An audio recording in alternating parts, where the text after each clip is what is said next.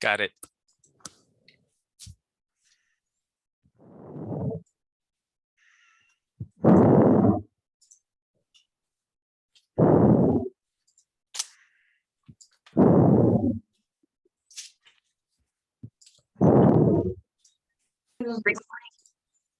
Good evening. I don't know. We're about to get started. We're gonna No. just hang on for maybe another minute to let everybody get settled into the meeting.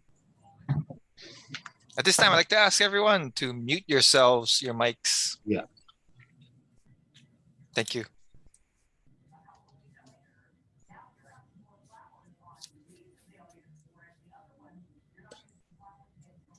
Okay.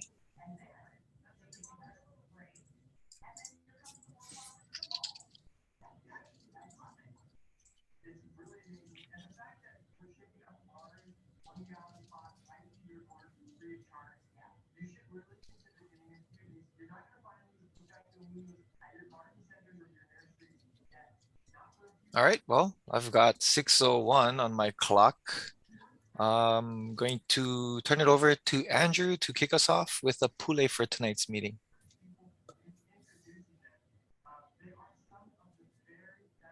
Aloha, everyone. I was on mute. Sorry about that. Ipuli kako. Dear Heavenly Father, please help us to show our love for you by helping our neighbors. In your name we pray. Amen. Amen. Thanks, Andrew. Okay, aloha and welcome, everyone. This is part 4 of round 2 of beneficiary consultation for the DHHL General Plan Update Project. I am Jared Chang from SSFM International.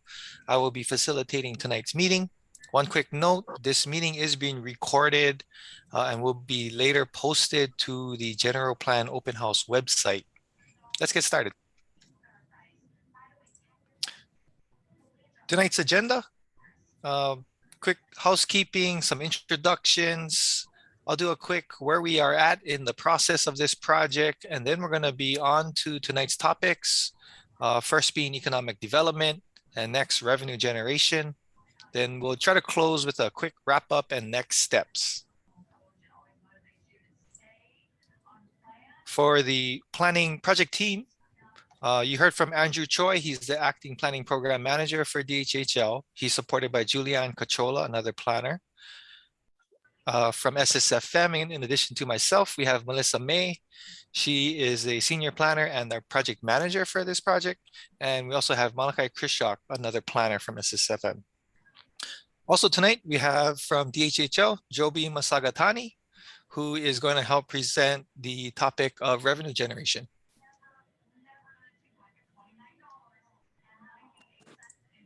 Okay, some kuleana for tonight's meeting that applies to all of us. We want to make sure everyone is being respectful and showing aloha by not interrupting and also keeping yourself muted when not talking. When you do want to speak or you have a question, please use the Zoom function to raise your hand. Or if you have your video on, just go ahead and wave your hand until I see you. And then wait on me to call on you before unmuting yourself. Another kuleana, sometimes we got to agree to disagree and accept that others may have opinions or perspectives different than our own. And finally, we encourage everyone to keep an open mind tonight. Be open to any new information or ideas shared. Here's a quick tutorial on how to use Zoom. So if you're on your computer, starting on the left side there, there's a mute and unmute button, looks like a microphone. Next to that is the start video to turn your video on and off. You'd appreciate if everybody's videos can be on. In the center there is the chat button. You can go ahead and click that and open the chat and use the chat to add any questions or comments. We do try our best to get to them if there's time, sometimes not. Next to that is the reactions button there. That's where you click on that, you'll find the raise your hand feature. And I'll be able to see that on your screen and I'll call on you. Don't forget to lower your hand too after you've spoken. For tonight, we're also going to be using Mentimeter, which is an online polling software. You just go to your web browser, go to menti.com. Malachi has just posted in the chat a link that you can click on that'll take you to tonight's set of questions. We'd like to ask everyone to get in there now if you can. We do have a early set of questions just to see who's going to be in the meeting with us tonight, where you're from, what type of beneficiary you are, beneficiary status. And we are also using Mentimeter later in the meeting to gauge some reactions to the goals and policies that we're presenting tonight. So don't close it if you can keep it open. Let's see, the code there is on the screen. So when you get into Menti, just put that code in. It'll take you to our first set of questions. At the end of my overview of the status, we're going to look at who signed into Menti and see where guys are calling from. So go ahead and do that while I'm presenting. Here's the purpose for tonight's meeting. So real quickly, just give you guys an update on the overall process. Then we're going to go right into exploring the existing conditions, land use designations, and future policies for the two topics, economic development and revenue generation. And then finally, the main goal of tonight is to hear your manao on policies and metrics that should be included in the general plan. So everything that we present tonight, we want to get feedback on that and hear your thoughts. Okay, those were the housekeeping items, going right into where we are at in the process. Oh, you got him, Papa? Oh, thank you for the muting. Let's go into this first slide here. So this is a graphic showing the different plans that make up the DHHL planning system. Starting at the top there in tier 1 is the general plan. So what this is showing us is that this serves as a 20-year guiding document that identifies the vision, the long-term goals, and priorities for the department and the commission. The general plan sets the policy direction for all of the other plans that go below it. So in the lower tiers, as well as it sets the direction for funding, legislative actions, and land use priorities. As part of this general plan update, we are also building into it an evaluation program intended to monitor the success towards the plan policies and vision.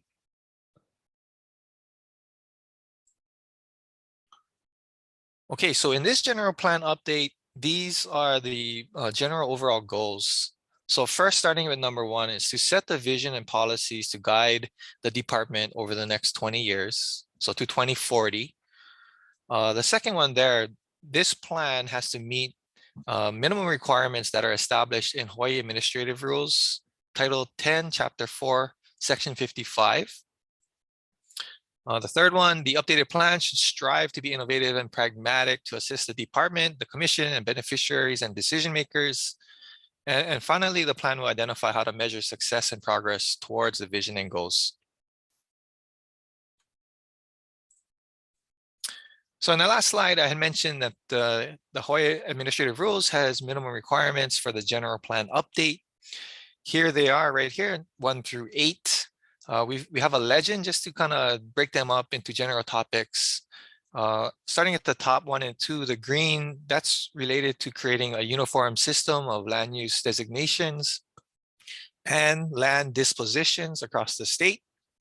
3 through 6 in that sort of gold box there, that's related to establishing criteria for identifying homestead lands, identifying non-homestead lands, identifying lands for revenue generation, and also lands for community use by beneficiaries.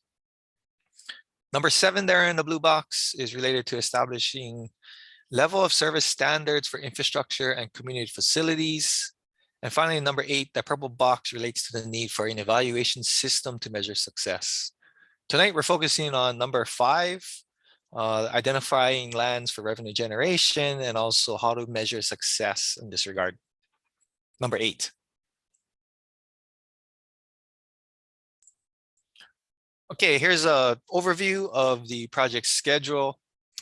This is approximately a 2-year process. As you can see, we started back in 2020 with stakeholder interviews, background research, and an analysis of the past plans policy issues. In March and April of 2021, last year, we had our first round of beneficiary consultation. We used that round to introduce the project and establish the plan's vision statement for the year 2040. Tonight, we are in the final meeting of the second round. Fourth and final meeting of the second round of beneficiary consultation. And we have another round scheduled, hopefully for the May, June 2022 timeframe, and ultimately to get to a final plan update before the end of 2022. So in this round of beneficiary meetings, we are exploring topics to be covered in the general plan update and providing opportunities for beneficiary input on goals and policies for each of those topics. We had 4 meetings planned in this round between November and tonight. You can see what topics were covered there. In the first round last year, we had about 300 people participate in those meetings. You can find those summaries of meetings and video recordings on our open house website. We got the address down there on the bottom of this slide. So far in this second round, we have just about 300 people participating in these meetings also. So about the same number of people, maybe a little bit more after this meeting.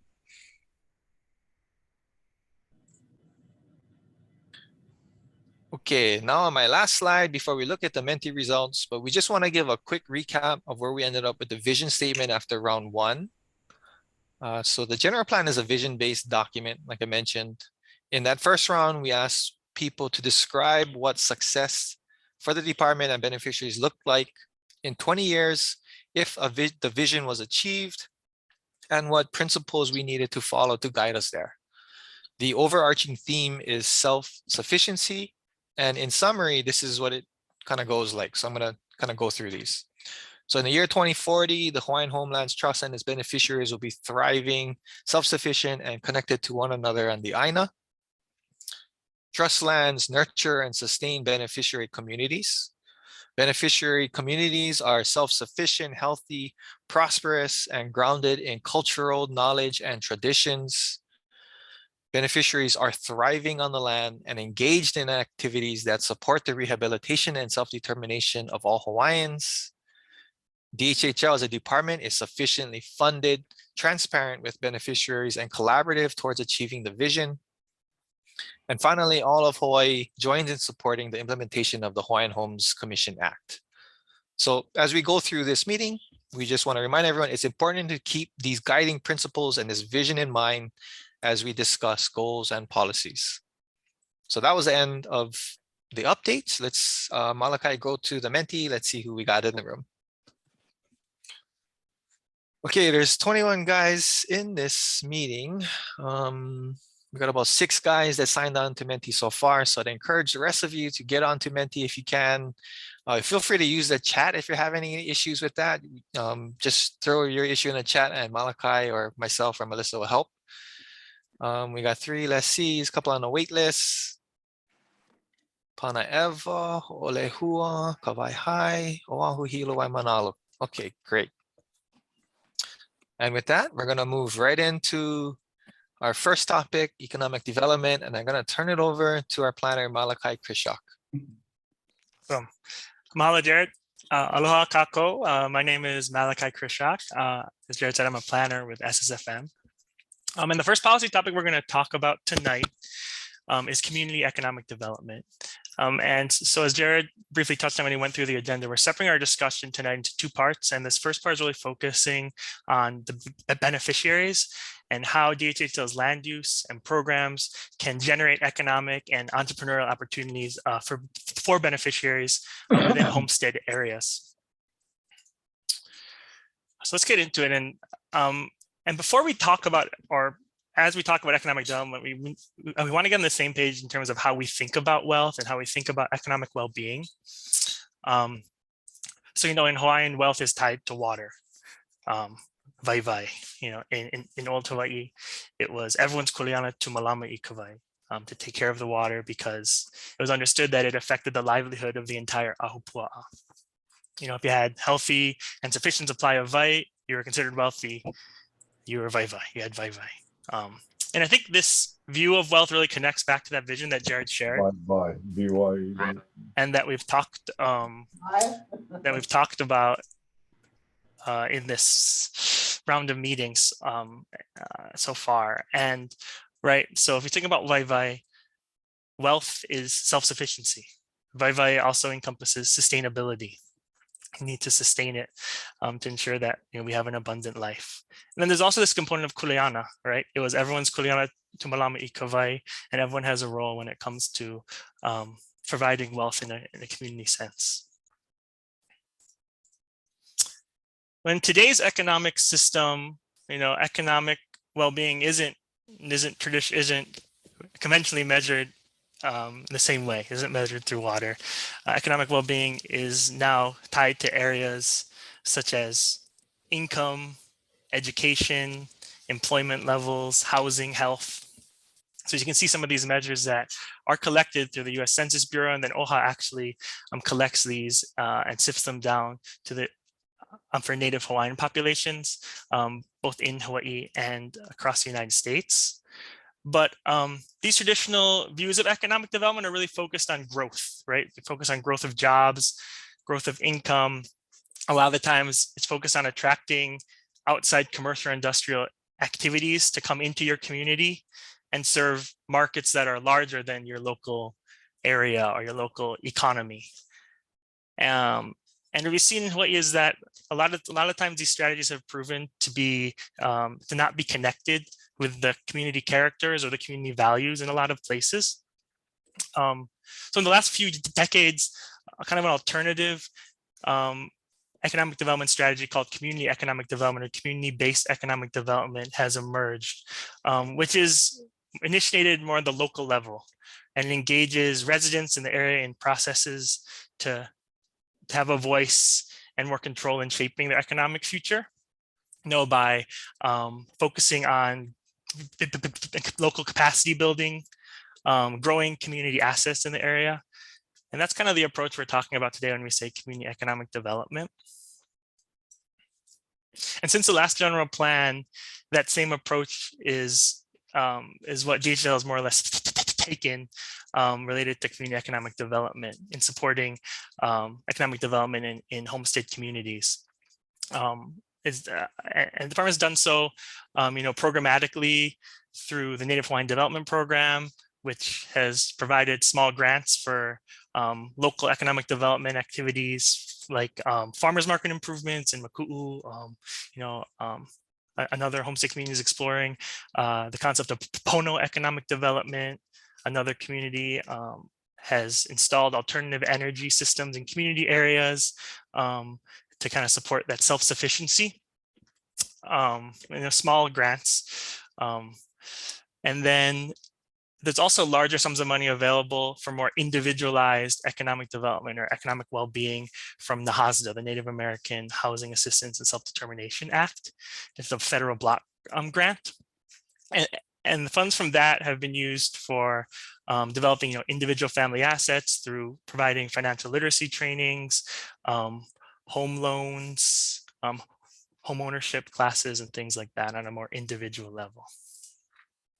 So those are kind of the programmatic, that's the programmatic side. So the department has established some existing programs and some partnerships to help with that. But the main way that DHL contributes to community economic development is through providing land. So if you attended our previous meetings for this general plan update, you remember that land use designations are the way that the department provides kind of a set of options under which various uses or activities or projects might be allowed. So thinking about land use designations, there are two that would usually support or create spaces for community economic development on Hawaiian homelands. The first one, we'll start at the bottom, there's an existing land use designation, and that's community use. These are common areas for community uses, sometimes public facilities, but they're oftentimes offered to homestead associations or other organizations, and they have the option, if they like to conduct or come up with economic development projects on community use lands. But we're also proposing a new land use designation called neighborhood mixed use, is what we're calling it.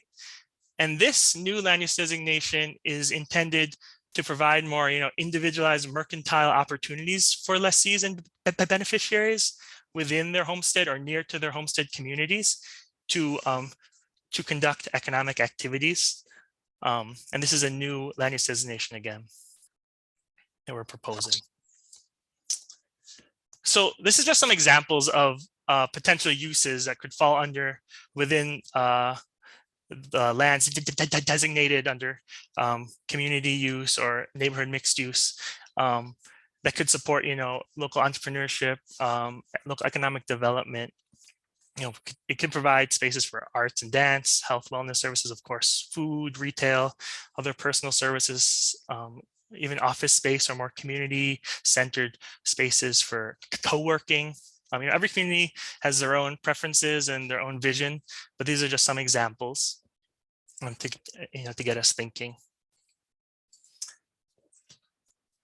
So just to give an idea of where this direction came from, this is just a summary of some of the needs and desires that we heard related to economic development, related to community economic development so far in beneficiary consultation.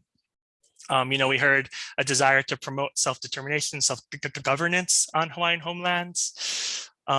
We heard, essential piece of the vision is self-sufficiency. And we heard a really important piece of that needs to be uplifted is focusing on, the economic and social sustainability piece of that too. We also heard that there's a need for employment opportunities along with housing near or within homestead communities. A lot of people who accept leases, who accept awards, have to relocate. So there's also a need to find employment opportunities potentially or economic opportunities closer to home if they're moving. And then again, the mercantile, we heard the need and desire for more mercantile small business opportunities on Hawaiian homelands. And then we also heard sustainability and food security as areas that people are interested in economic development activities really connecting to. And then before we jump into our first group discussion, I just wanted to bring it back to that vision statement that Jared shared at the end of his section, right? And the idea for this plan, as Jared mentioned, it's a vision-based plan, is that all the land uses, all the policies that we talk about should support some, if not all of those vision elements, right? So two vision elements that are most closely connected to this policy topic of community economic development are, of course, strong communities, right? Finding activities that strengthen the lahui, build connections, activities that promote health, financial well-being, physical well-being. And then empowered beneficiaries on more individual level, activities and opportunities for families and individuals to be self-sufficient, to thrive. So those are the two vision elements. And I'm going to stop there. And we want to open it up for a group discussion here. And I'm going to pass it back to Jared to facilitate the discussion. Yeah, thanks, Malachi. All right, we're going to open for discussion. You can use the reaction to get to raise your hand function, but we just want to have a quick shot at what are your guys' thoughts on what is DHH's role in creating economic opportunity for beneficiaries. I see some, Blossom, you had the clapping or are you raising your hand? If you had a comment, go ahead, but you muted right now. Okay, sorry. The Yeah. mute button is very handy for me sometimes. No problem. So I just wanted to quote something out of the Hawaiian Homes Commission Act under section 207, yeah? And it's 207C1. And it says the department is also authorized to grant licenses for lots within a district in which lands are leased under the provision of this section. Part B, theaters, garages, service stations, market stores, and other mercantile establishments, all of which shall be owned by Native Hawaiians or by organizations formed and controlled by Native Hawaiians. So one of the things I think that the department can do is to reinstate the mercantile license program that they once had a long time ago. They need to, I think one of the things that the department should look at also when they do that is to attach a training opportunity in small business development. So that's one. The second one is that, we've got homesteaders right now that are operating businesses out of their homes, right? And so we need to recognize that, number one, but number two also is that we need to make that legal, okay? In the old days, they were called cottage industries, right? And it was a way to supplement income to support the family. We have homesteaders that doing that and are actually quite successful. Right now, there is no real place in the homestead, on the homestead lands where Native Hawaiians can operate a business unless the department provides for what we call set asides, right? So there's revenue generation that the department needs to do to support itself, okay?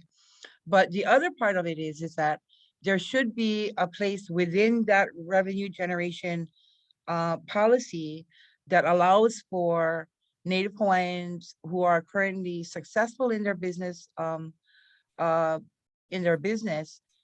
be able to have a place so that they can operate out of a storefront versus their house, right? So when we move more forward again in more land use decisions, I think it would be a good idea if we can bring that to the table with the department. Community use is one thing, but that's community use. We're talking about establishing a place for businesses, right? So. Very good. Yeah, I mean, that's the whole purpose of that neighborhood mixed use new land use that's being proposed in this update. You know, it's for beneficiaries and the mercantile licenses. Okay, good comment. Donna, go ahead. I see your hand up. Hi, I'll take it down in a minute. Under this, Kahiki Nui, we are unique because we would want to generate income using our live animals, specifically goats, not cattle, but just goats. And, the market is $200 to $300 a pop on the goat selling to market. Is that something we could incorporate for generating income? It's a business. We've got the product. We just need to send it to the market to generate income, not just for one lot person, but for the whole community. So I wanted to recommend animal husbandry, but animal marketing as a business. Kahiki Nui. So if I could interject, Jared, there's nothing to say that we cannot do that, Donna. The challenge is that there are Department of Health rules surrounding the movement and sale of live animals. And so until we can address that part of it, it's going to be real difficult. If we move live goats out of Kahiki Nui into another area, that's a major violation and a major fine, right? So I think we need to put our heads together to come up with the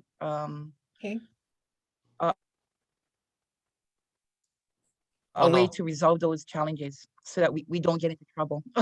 Okay. Yeah, so we the issue at hand here is that there are way too much ungulates in Kahiki Nui, and they are having a very negative impact on the forest and on the land out there. Yeah. And so if you guys have never had to chase down a goat, it's a little bit, you got to be like very eleo, like, the 14-year-old that can run miles okay, to catch these things. But, there is a market for these feral animals, and we just need to find out what the rules are that are preventing us from moving forward and see what we need to do in order to make it work for us. Okay, I can deal with that. Great. Thanks, Blossom. Thank you. Excellent. Yep. Yeah. No shortage of goats in Kahiki Nui. That's for Oh sure. yeah. Oh yeah. Thousands. All right. Thanks. Well, thank you guys. I don't see any hands up, so let's keep it moving. We got a full schedule. Let's go into the next section, Malachi. Right on, can do. Okay, so mahalo for those comments, and we'll have another opportunity in just a few slides. But before I get into the goals, policies, and metrics for proposed for community economic development, I wanted to briefly touch on some of the progress from the 2002 economic development goals and objectives from the last plan. This is because we heard some feedback in the last meeting that it'd be helpful to get, some more context in terms of how the departments performed over the last 20 years. So I just wanted to highlight the one goal from the last general plan related to economic development, community economic development, which was to provide economic opportunities for the beneficiaries within areas that are designated for their use.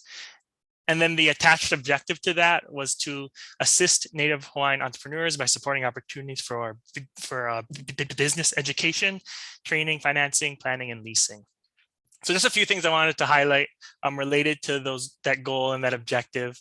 Beginning in 2010, the department started awarding some organizations, some beneficiary organizations with land for community economic development projects that support self-sufficiency. And I think that kind of what Auntie Blossom also mentioned related to mercantile, with these grants over these land awards, they also included grants for capacity building, technical support, for things like strategic planning, development of organizational documents, procedures, all those things that are important for making a business sustainable. There's also the grant programs we touched on a little bit. There's also grant programs established to increase capacity of agricultural lessees to undertake more commercial or subsistence farming activities. We can't forget that, there's commercial opportunities on agricultural lands too. And then this last piece, again, related to mercantile, I did want to zoom in on, as Auntie Blossom mentioned, there is in the Hawaiian Homes Commission Act, preference that specifically provides preference for Native Hawaiian beneficiaries for individual commercial opportunities on Hawaiian homelands. But at the time of the last general plan in 2002, in the early 2000s, there were a number of legal challenges that were being brought forward related to that Hawaiian preference. And at the time, out of caution, the Hawaiian Homes Commission actually rescinded that preference policy for commercial leases and licenses for beneficiaries, and that's what Auntie Blossom had mentioned. So I did want to focus on that, and that obviously had effects on the implementation of the goal and the objectives. Yeah. So let's get into the goals, policies, and objectives related to economic development. So all the policy topics, including the general plan, are going to be addressed in 3 ways. The first is through goals, which are very broad statements. They basically express where we want to be, and they should encompass the next level down, which is policies. And the policies are more specific and kind of are the paths that lead to that general goal. They, measurable steps, measurable actions that we need to take in order to achieve that goal. And then lastly, we have metrics, which are the ways that we measure how well the policies are doing. So for economic development, right, again, these goals are intended to be very broad, and the existing goal is nice and broad and kind of open, has a broad umbrella in terms of economic development to provide economic opportunities for beneficiaries within areas that are designated for their use. And we'll talk about expanding maybe those areas in policies, but we're not suggesting any additional goals for this. But if you do have any thoughts on that, we'd love to hear it. But we are suggesting some additional policies. And in the last plan, we had objectives, like I pointed out. We're going to crosswalk those into policies, but we are proposing to keep the existing objective, bring forward the existing objective from the last plan, which is to assist Native Hawaiian entrepreneurs by supporting opportunities, for education, training, financing, etc. And these are, I'll read through the additional policy directions that we're proposing, that we're considering for 2040, and which we're looking forward to getting your input on. The first one is to expand opportunities for beneficiaries to generate revenue on Hawaiian homelands through this neighborhood mixed use land use designation, as I talked about earlier. The second is to encourage inclusion of community benefits packages in development agreements. The third is to pursue and facilitate more partnerships to leverage Native Hawaiian departments, Native Hawaiian Development Program grants. The fourth is to provide capacity building and technical assistance to support self-governance by organizations. And the last one is to consider how homestead community location and also the design supports economic opportunity, through access to jobs, transportation, and other factors like that that are important for economic development. And then lastly, looking at the metrics, we're looking right now just at kind of metric areas. We're not setting the targets yet, but we want to get your feedback on if these are the right things that the department should be measuring that would be indicators of how well they're doing related to economic development and the policies we just talked about. So the first metric would be, number of programs, facilities available on Hawaiian homelands. The number of land dispositions. The second one is the number of land dispositions for community economic development. Also related to land, the number of acres designated for community economic development under those land use designations. The fourth would be the number of beneficiaries completing programs and trainings related to economic development, capacity building. And the last one is thinking back at those the socioeconomic indicators that we talked about, kind of that are being measured now, using those to measure success too, right? Looking at things like household income, education, employment as indicators as well. And yes, these slides will be available after the meeting, and they're actually available on the project website right now too, if you want to follow along. So those are the goals, policies, and metrics for economic development. And we're going to jump back into a group discussion and Mentimeter. Great. Okay, Blossom, before we get to you, just want to mention to the group, we want your thoughts on what was just presented, either verbally now, but also we want you guys in the background to be going on to Mentimeter to give us your gauge, where we at collectively with all of these things. So hopefully you guys can get onto Mentimeter. But How do you do that again? Blossom, Last night. go Jared, how ahead. do you get on the Mentimeter? This is Donna. I'm sorry. Yeah, Malachi, please post the link So- into chat again, and the Thank code you. is on this slide, but it'll be in the chat. So Yeah. just click on the link. Yeah, put I've got the code link in. right there. Oh, Yeah, Okay. okay. Easier Thank to do you. that, Auntie. Yeah. Yeah. There you go. Okay, Okay, Blossom, so- sorry. Go ahead. Oh, no worries. Yeah, we're used to that, yeah? Okay, so I just want to revisit the mercantile licensing thing just a little bit. So, when back in the day when the department was trying to initiate an economic or business program for Native Hawaiians, it got a little bit sticky because those Hawaiian business owners were raising the hand that says, you have to take care of me first, okay? Which is where it got a little bit challenging. Under the law, because it's a mercantile license that is restricted only to Native Hawaiian businesses, you know what I mean? If you take your community area that you designated for economic development and do a set aside of a piece of that for mercantile licensing, okay, is what I'm saying, we can kind of get around that whole race issue, right? The other thing is that, what we're talking about is something like a community reinvestment policy or program, right?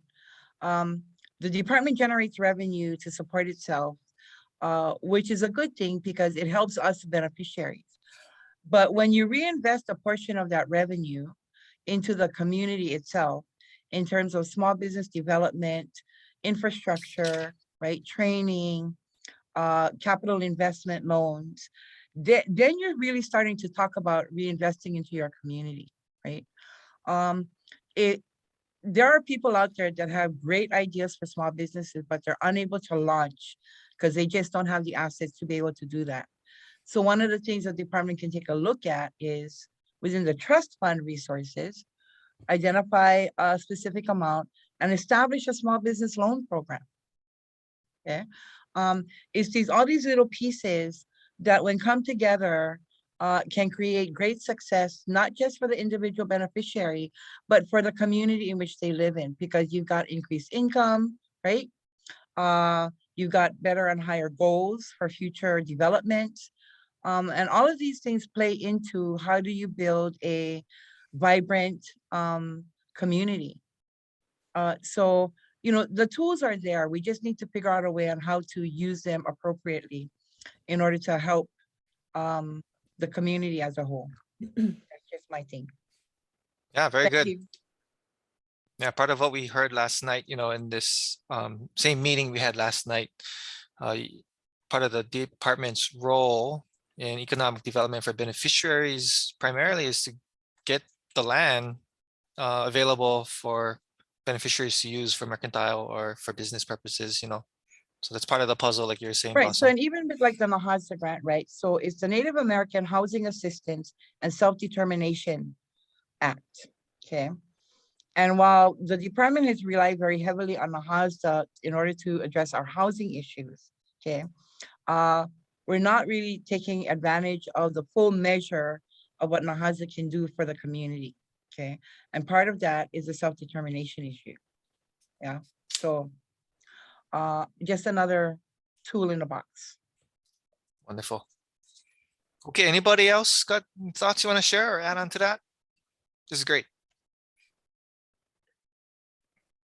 Not seeing any. I wanted to share something before in we used to have a Native Hawaiian Development Office, and they used to have two divisions, one community development and one economic development. And I was a student intern at the time, but they had these experienced business development officers go out and actually help Native Hawaiians develop their business plan, negotiate leases with them. I mean, I used to tag along with them. I couldn't believe that they were providing that kind of assistance to Native Hawaiian businesses. And they would go and they would, be in their shop and just really help them in every step of the way of the business. And I thought that was a tremendous thing, but, we haven't seen that again. It was part of the Native Hawaiian Development Office under Dhhl Yagadich, and the business guys were Dennis Ling, who then went on to become state DBED, right, head of their business development program. But before that, he was doing this for Hawaiians, and one-on-one kind of thing that they were doing. Anyway, just thought I'd mention that. I don't know how many of you folks remember that program. Yeah, thanks, Julie. I don't see any other hands up. So Malachi, let's look at the Menti. Let's try Menti. While we're looking at Menti, feel free still yet to raise your hands, and we're gonna take comments maybe for another few minutes. Okay, looks like we got 14 guys that went on to Menti. Earlier it was 6. Donna, you had something? Or no, you're not muted. I'm still, oh, wait, hang on. Wait. Hang on. Hang on. No, pass me up. I can't pull it up. Okay, looks like out of the 14 guys, the average is 3.3, which is kind of in the middle of between strongly agree and disagree. Some guys disagree with providing economic activity. Okay. I don't know if anybody wants to elaborate, or qualify what's wrong with this statement, or is it lacking something, or do we need to add another one? I welcome any comments on that right now. How about the next one, Malachi? I noticed some questions had 2 things on them. So like I might have agreed with one, but didn't agree with another. That was problematic. It was saying a program, but then it was saying like only with for lands designated for that use or something like that. There were two things that were being covered, so I was confused. Okay. How about the next one? The policies. Oh, sorry, the objective. So carrying forward this 2002 economic development objective, looks like pretty strong agreement. Supporting opportunities, business education, training, planning, and leasing. Okay, no problems really there. How about the next one?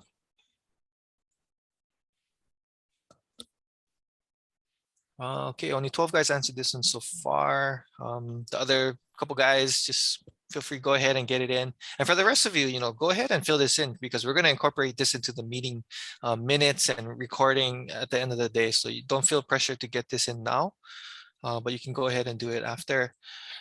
Level of agreement for each additional policy that's being proposed for this update for 2040. Okay, first one, pretty strong agreement. Neighborhood mixed use, some support for that.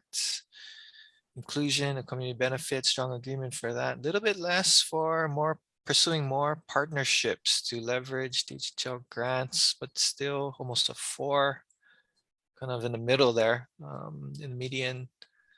And the last 2 pretty strong support, so not too bad. None of these really feel like we gotta get rid of. And for the metrics, so this is how we're gonna measure success. Try hover over those. Let's see if there's any no's. So the first one had no, strongly disagree, number of programs available. Okay. Generally some strong agreements, kind of similar for the rest of these, between 4 and 4.4, something like that.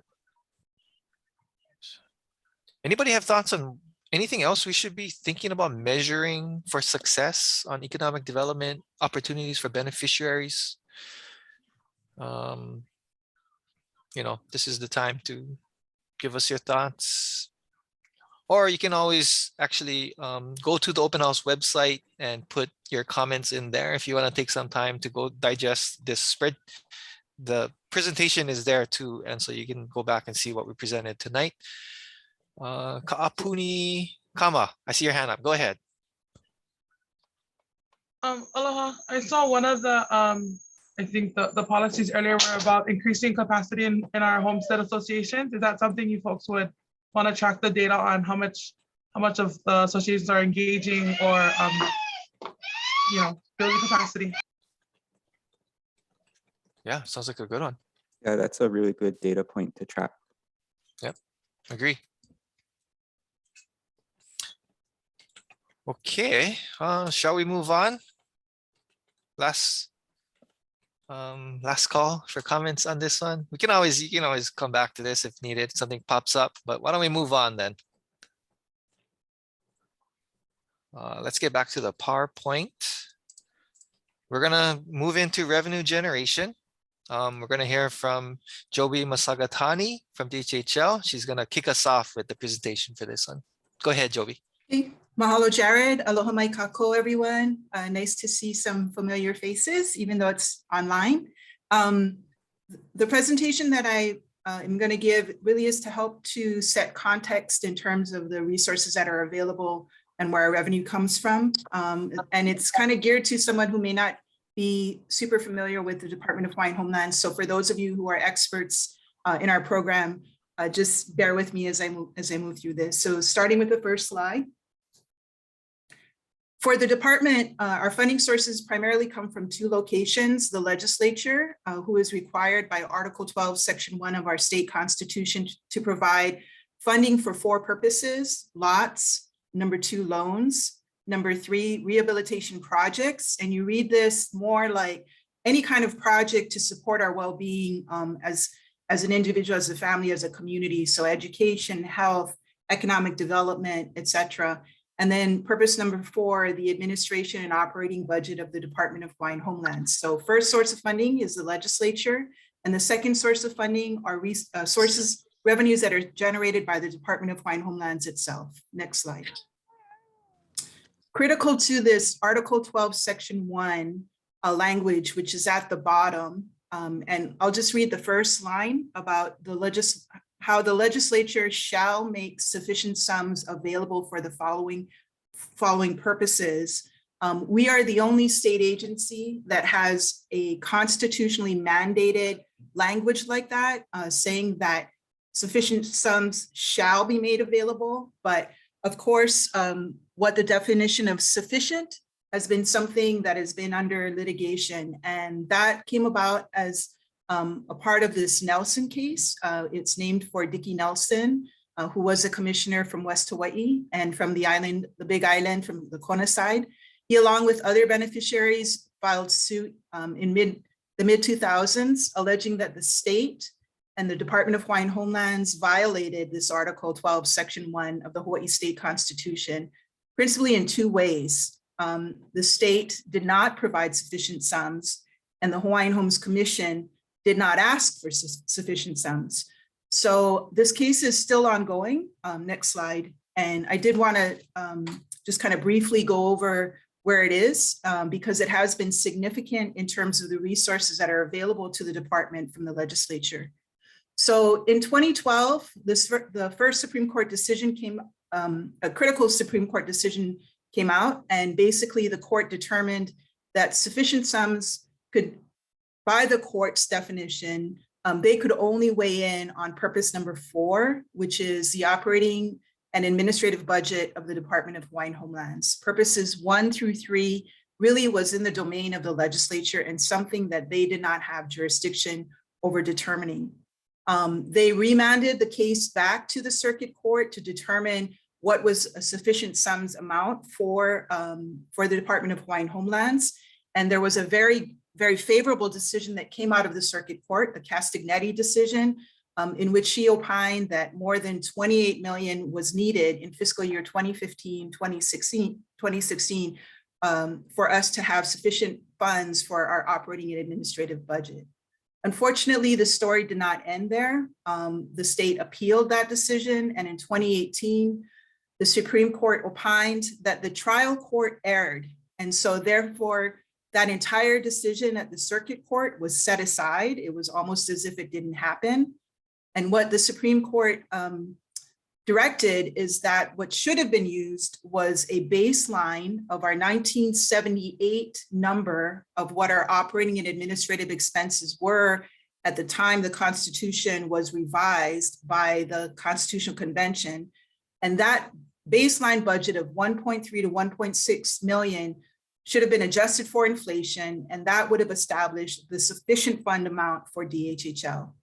In 2020, Judge Crabtree issued a decision. There was a hearing that was held, a trial was held, and his decision basically, what he decided was that the baseline of 1.3 to 1.6, he applied an inflation factor. There were 3 that were presented in the case. And what that resulted in was 5.8 to 7.5 million in 2016 dollars. Since the department received 17 million, he opined that sufficient sums had been provided, even though what it actually cost the department to operate is more like 20 million in actual dollars that are spent. Next slide. This decision is still being on appeal, but we just keep our fingers crossed and hope that the Supreme Court will go a different way.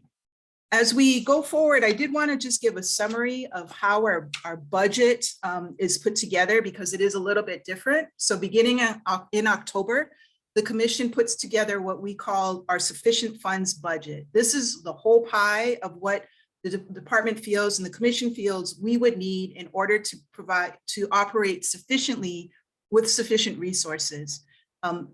This goes to the governor and the legislature, and the governor's budget includes an amount for us as part of the entire state budget. This is a slice of what we ask for in terms of our sufficient sums budget. That executive budget request goes to the legislature, who then determines, the amount that they're going to provide to the department, and then that legislatively approved funding slice is then augmented by the commission, a slightly bigger slice, in June of that year, and that's the budget that we operate with. So this basically is a cycle that we go through every year, and this year included. So in June of 2022, we will actually have the ultimate budget that we operate with. Next slide. So as we talk about our budget, even though it's cut different ways, it's basically the same ask that we're talking about. So we start with what are our needs? And these are all the variety of needs that we deal with at the department, addressing the waiting list, repair and maintaining our existing subdivisions, loans, etc. That same ask is then cut by purpose: lots, loans, rehabilitation projects, and the administration and operating expenses of the Department of Hawaiian Homelands, these 4 purposes. And then when we go to the legislature, we speak in their language. And so it's cut by the state operating budget, which is funded with general funds. These are taxpayer dollars. And the state CIP budget, which is funded with general obligation bonds and is used to pay for housing, for repair and maintenance of our subdivisions, anything capital improvement focused. Next slide. Back some more. There you go. Next, there you go. So this is our actual budget for the fiscal year that we're currently operating in. And it's basically the same budget cut two ways, purposes 1 through 4, and then by general fund and general obligation bond. I'm just going to go to the bottom line so you can see, just the size of the slice that we received from the legislature and from the, in terms of the governor's ask and from the legislature. So we asked for 467 million. That's a huge number, but our program, that's what we feel that we would have needed to sufficiently fund the 4 purposes. The governor's request for us was 40.9 million.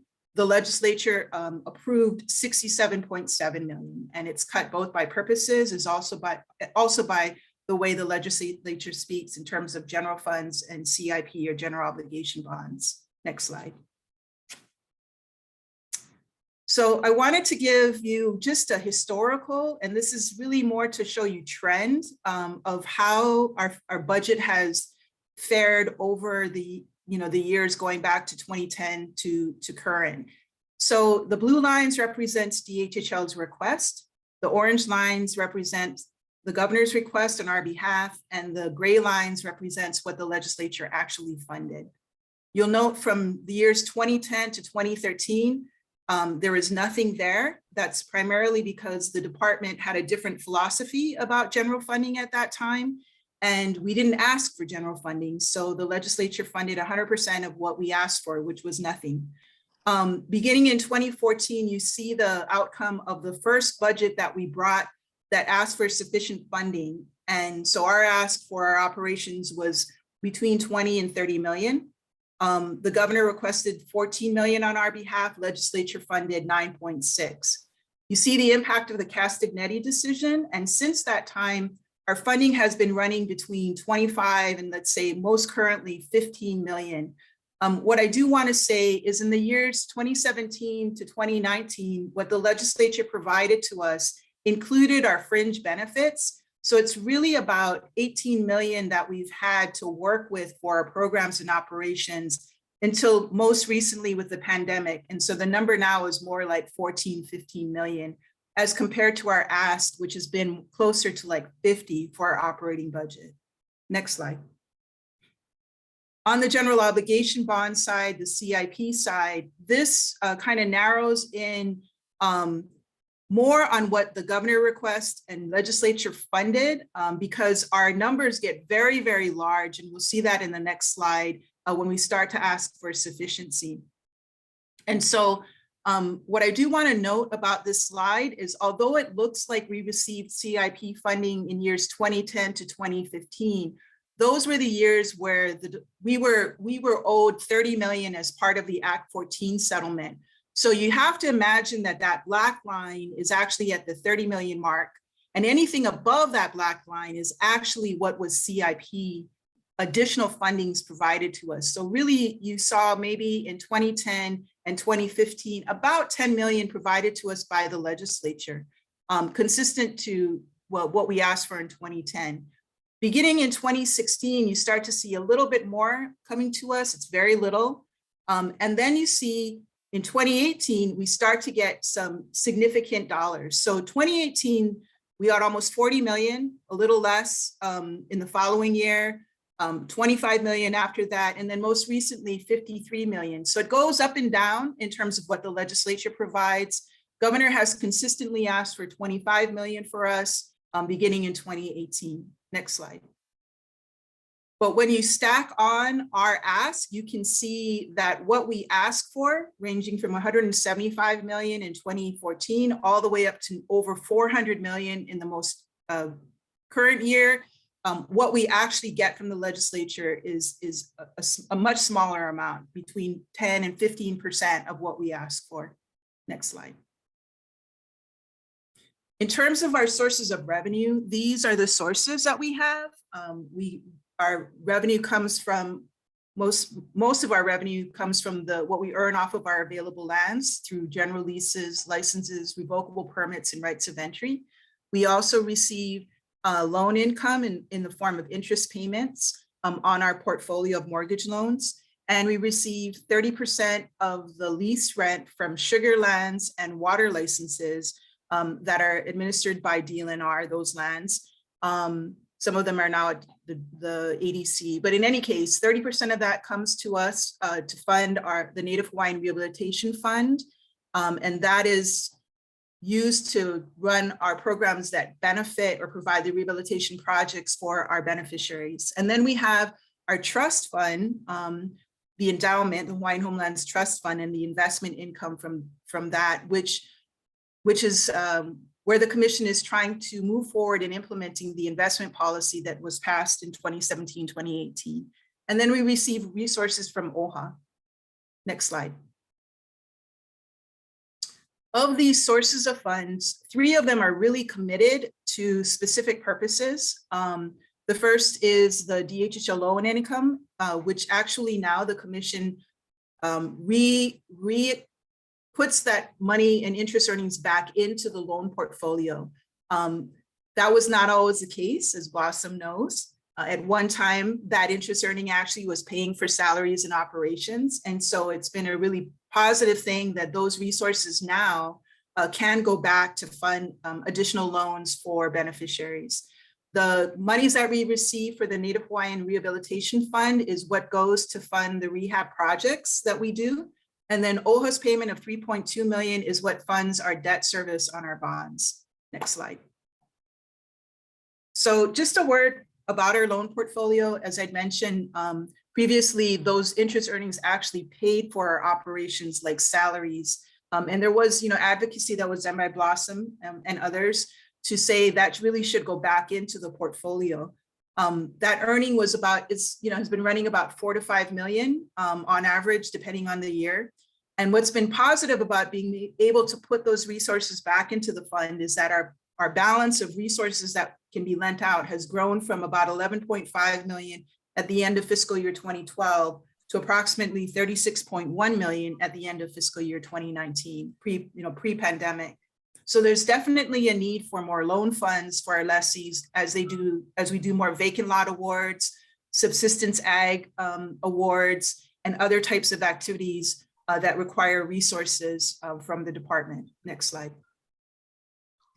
So the revenue sources that are more available for different types of activities include both the revenues from our available lands as well as our trust fund investment income.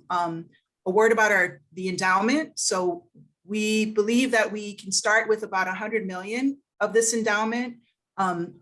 As I mentioned, the investment policy was passed in 2018.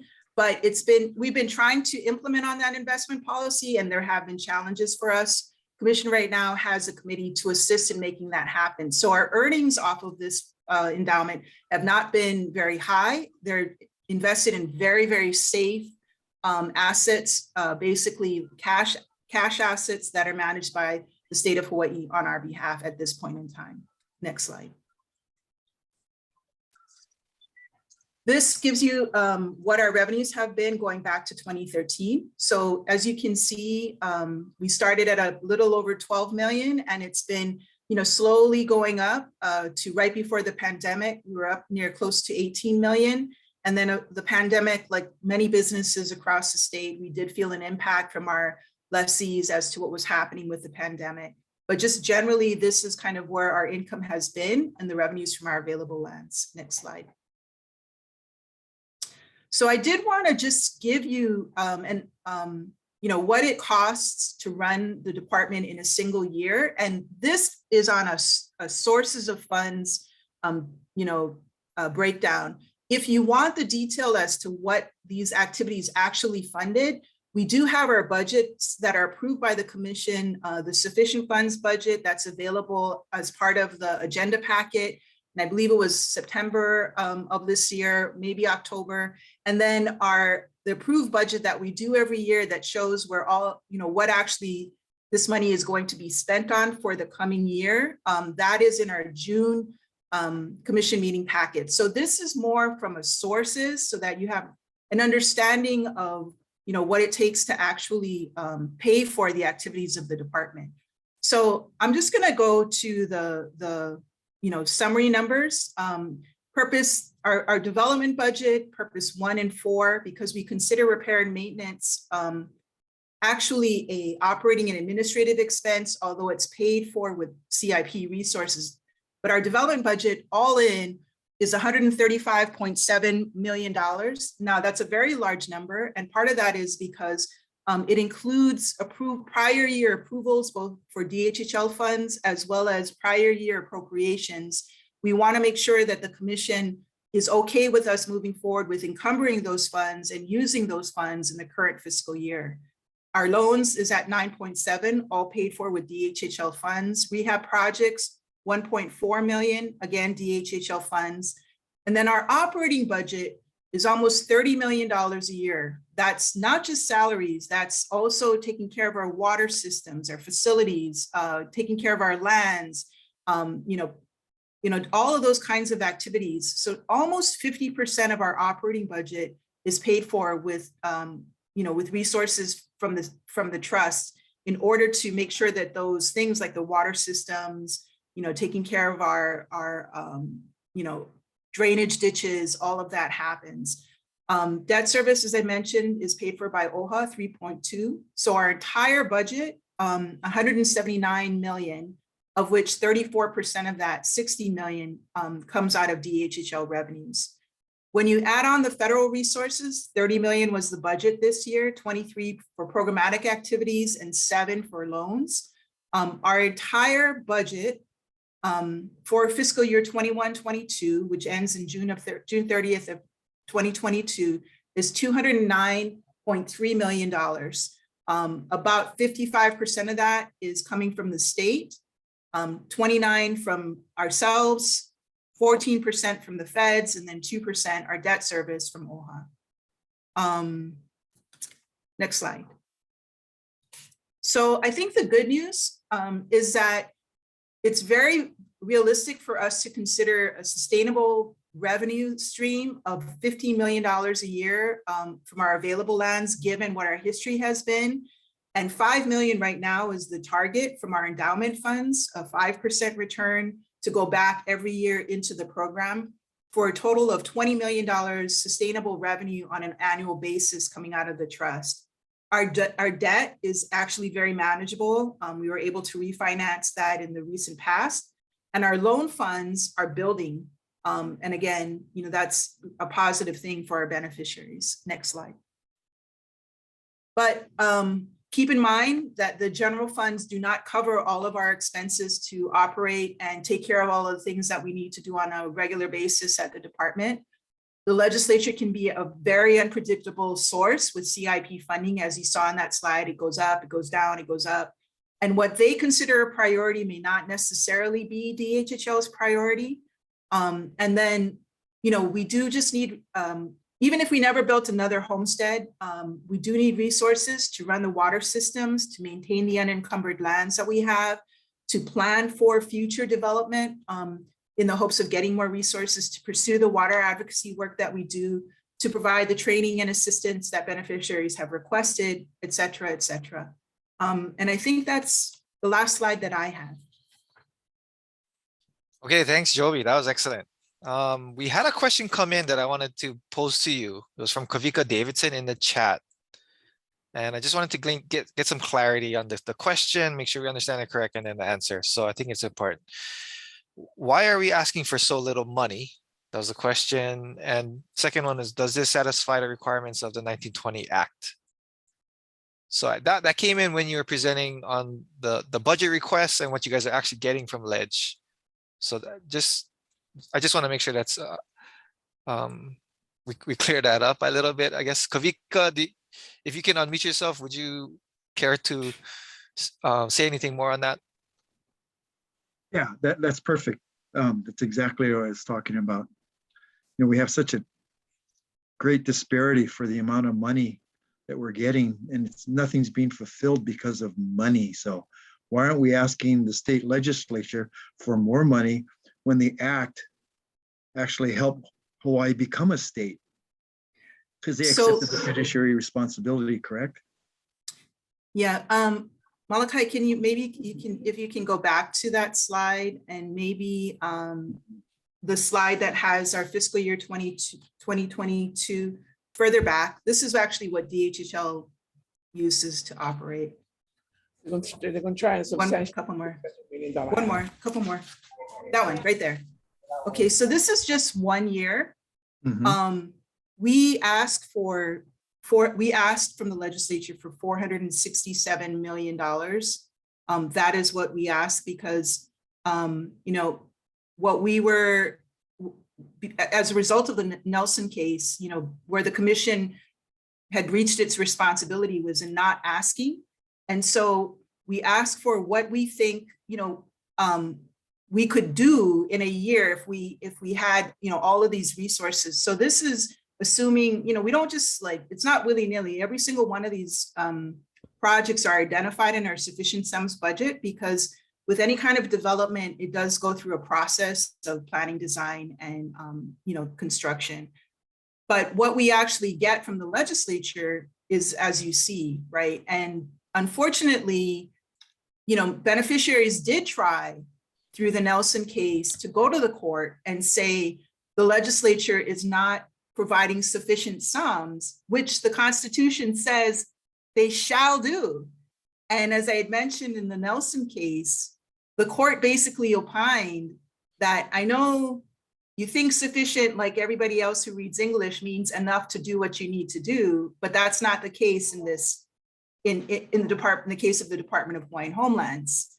Literally, the court said that sufficient is taking the number, the actual number, not the object codes behind it, that, the number 1.3 times to 1.6 million, applying an appropriate inflation factor to bring it to $2016, and that is your sufficient budget.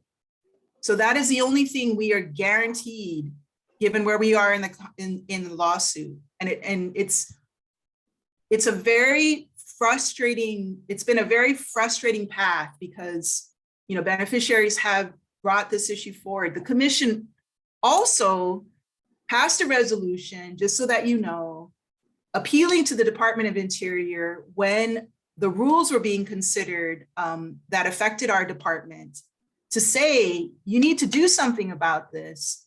And I will tell you that I had a conversation with the Deputy Assistant Secretary at the time, and what she told me was, oh, this is a state matter, we're not going to get involved. That doesn't necessarily mean that that's, the end of the issue, but, that's, the commission is trying to fulfill its obligation by making the ask, but we cannot force the legislature to provide those funds for us. Thank you, Joby. Yeah, thank you both for that. I thought that was important. So Malachi, let's go to slide 44. And for the rest of you guys, Melissa is going to take us home on the final part of this presentation on economic development. And then we'll get into the discussion parts again. Okay, go ahead, Melissa. Okay, thank you, Jared. So bringing this conversation back to land use, this is a breakdown of how DHHL uses land, and the revenue generation piece of this you can see highlighted here. The commercial and industrial uses, which both make up a little more than 1% of DHHL's current land holdings. So that's the smallest proportion of uses. Next slide. And the land use designations that exist for these, the present ones are commercial and industrial. Those are the designations where the majority of revenue generating uses exist. We're proposing to carry those forward in the general plan update. And we're also proposing to add a new renewable energy designation to acknowledge that there are some lands or some particular uses of lands that kind of are revenue generating and have their own requirements. So renewable energy has specific requirements and they may not be in industrial or commercial areas. Next slide.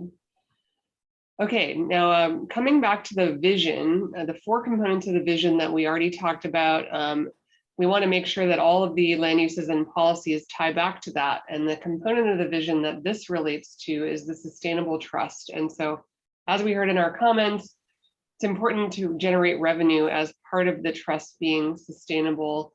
There's also other tools, including land exchange and acquisition and sustainable energy generation that contribute to that. Next slide. So here's a little mini report card of where we are on the 2002 general plan goals and objectives. And there's a longer version of this report card online that we completed early in this process.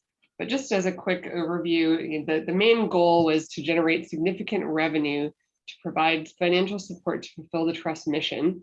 And here's some of the objectives from that plan. One of them was to generate 30 million in land revenues annually. This has not been met. There was about 12.5 million generated per year between 2002 and 2020. So falling a little bit short on that one. And then using no more than 1% of Hawaiian homelands for commercial and industrial uses by 2014. And at this point, there's a little more than that designated for these uses. However, the actual amount used by that may be closer to 1%. And we have a policy that's kind of addressing this in the draft. The next one is acquire lands to expand opportunities for revenue generation. And there was about 1,300 acres acquired through Act 14 for this purpose.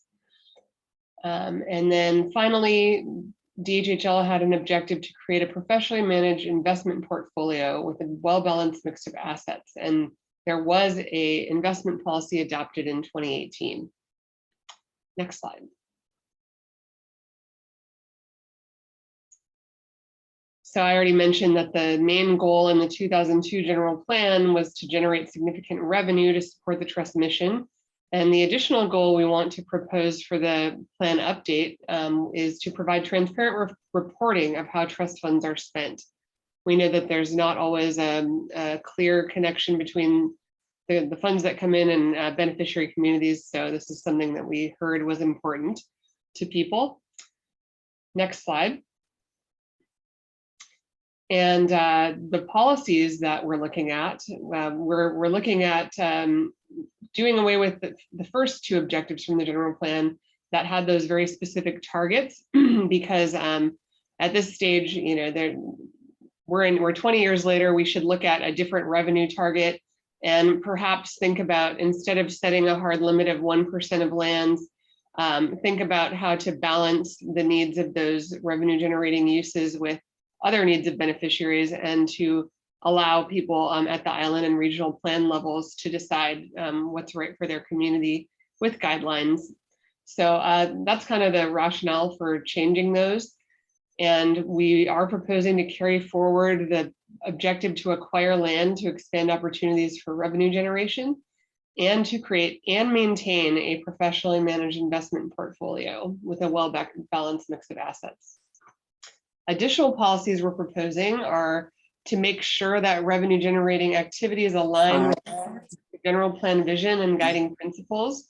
Now that we have a vision statement and a vision driven plan, which was not the case in 2002, that's an opportunity to show greater alignment with where the department and beneficiaries want to go, and make sure that all of the land use decisions line up with that. We also want to make sure that industrial uses, you know, are mitigated and cited appropriately, and that when DHHL has revenue generating assets, that they're performing well at or better than market levels. And then finally, we want to ensure that revenue generation is consistent with the underlying land use designations and planning documents. So when the island plans are made, that, you know, it's those areas that are ultimately used for these activities that are identified in the island plan. So keep these in mind, and we'll get your input on them shortly. And next we'll go to the metrics. So again, these are the ways that we measure success. And we, aside from one, we haven't set a specific target yet, but we just want to make sure that we're measuring the right things. So the metrics that we've identified to date, one is annual revenue to the trust. Obviously, that's important to know how much is coming in. One of the metrics that we're looking at is at least generating 25 million plus inflation factor. That would help offset the base operation costs, in addition, regardless of whether the state appropriates sufficient funding on for legislative funding. And then The third one is number of projects consistent with the underlying land use as opposed to outside designated areas for these uses. And then 4 and 5 are really, financial performance for DHHL, the bond rating, and external audits of DHHL's finances. Okay, so I think we're going to go to the poll now and hear your thoughts on these, see if they sit well or if you have other ideas.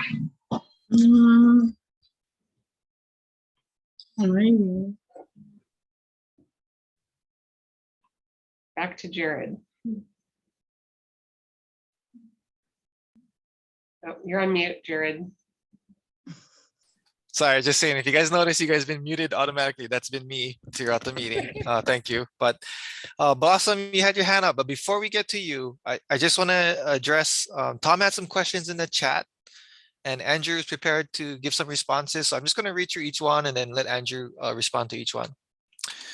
So from Tom, are beneficiaries always allowed to find their own loan if they want to? Oh, you're muted. I gotta unmute myself. Yes, beneficiaries have the opportunity and to find their own loan with private banks. Okay, so yeah, go ahead. So that basically answers the other question too, Yes. whether you had to go through DHHL or buddy bankers. So the answer was Yeah. no. Yeah, so the department generally is the lender of last resort. So if a beneficiary cannot qualify for a loan from a private financial institution, DHHL will be the lender of last resort. So we're there if a beneficiary cannot obtain their own loan from a private financial institution. Okay, next one. Will a beneficiary be allowed to accept vacant land award despite having no American money and no American money system, i.e. credit score? We're in the past, the department has looked at what we call our Kuleana lands homesteading program. So these are vacant lands in remote areas that for folks that have opined to the department that if you just give us the land, we'll be good. Just provide us with minimum infrastructure and minimum improvements and we'll be good. We started in Kahikinui on Maui. We have 2 current Kuleana homesteading projects in Anohola on Kauai and Pu'uopai on Kauai. We also have, we started the planning process for a 3rd one on the island of Molokai in Ualupu'e. So to answer your question, there are certain specific areas that the department is trying to make available for those who may be financially challenged in order to enjoy the homesteading experience. Okay, very good. Blossom, you ready? Go ahead. Thanks, Andrew. Yeah, okay. So I first wanted to thank Joby for the really nice explanation that she gave regarding the legislative process and how DHHL gets their money. Okay, so I'll be real frank. Okay, so the commission approves a budget that runs generally around $400 million that takes care of the admin and operations, rehab, lot development, right? All the good stuff that our beneficiaries need. They submit that budget to the governor. The governor, right smack dab in BNF, cuts that budget down to less than $100 million. The department or the commission has no say as to what the governor does to their budget. And then that budget is delivered to the legislature. And as much as we ask and plead and be very respectful in asking them to increase the amount, 9 times out of 10, the legislature does not. Okay, so it's kind of like having too many hands in the cookie jar, and everybody's taking the cookies and we're just getting the crumbs. The other part of it is regarding the Nelson lawsuit is that one of the reasons why the judiciary backed off on nailing the legislature and forcing them in a decision in order to pay sufficient sums is because the legislators started jacking around with the judiciary's budget.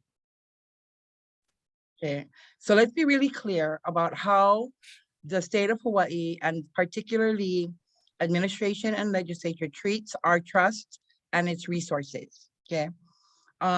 It's great that we are looking at generating the necessary revenue for the department to be self-sufficient. I get that. That's been on the table for, I want to say 3 decades, right, Joby? And the downside of that is simply that the more money the department generates to support itself, the less money the state provides under that fiduciary obligation found in the Constitution. So we're stuck between a rock and a hard place. How do we do and where do we go? I think that for the department and the beneficiaries that they serve, the investment fund is going to be really, really important, okay? As costs increase, the department is going to need to have a fund that they can draw onto to be able to meet the requirements and the demands of the beneficiary communities, both from applicants as well as existing homesteads. But I also think that clearly from a beneficiary perspective, we need to be appearing at the legislature and providing testimony in support of the budget. I want to say, you know, we talk about the department's budget, but in reality, it's our budget, okay? It's our budget because it's money that is going to support us. It's going to help us build our homes. It's going to help us educate our children. It's going to help us, you know, become self-sufficient in our own right. And so we need to start picking up that kuleana and taking care of that. Guys, this is an election year in a reapportionment plan year, okay? Things are happening at the legislature to address that. They all want their jobs back, okay? And it's time for us to step up our game and make it known to them that if you do want your job back, then you need to start doing some work for us, okay? And, you know, off topic, I know, and I'm sorry, but I just have to get that out. But, you know, I think that when it comes to revenue generation for the department, clearly, you know, back in 2002, the ideal was that the department should get the bigger bang for their buck, and they limited the amount of land that could be available for revenue generation. That was 20 years ago. Times have changed. And the economy has changed significantly. And I think that we need to revisit that policy. And instead of doing 1%, maybe we need to increase the percentage of lands that is be set aside strictly for revenue generation. But we need to make sure that we know what lands that we want to set aside specifically for that, okay? I think that any kind of economic development opportunity that would take place in homestead communities or near homestead communities needs to be community-based economic development that should be supporting the community that they are functioning in, okay? We had talked about this on Maui with lands that are located in Pulehunui. There's about 800 acres there. Maui contributes like 0.1% to revenue generation for the department. And we looked at those lands and set aside lands for agriculture development, but we also came together and supported the department's desire to establish a revenue generating engine in the same area, okay? And I think that, you know, that's what we all need to start doing from the beneficiary side as well as from the department side, is get a more clear idea on what lands could be used for revenue generation and should be used for revenue generation, as well as take a look at all the other types of opportunities out there and businesses that can function in a very small space, right? So, yeah, I'm off my soapbox now. Okay, well, very good.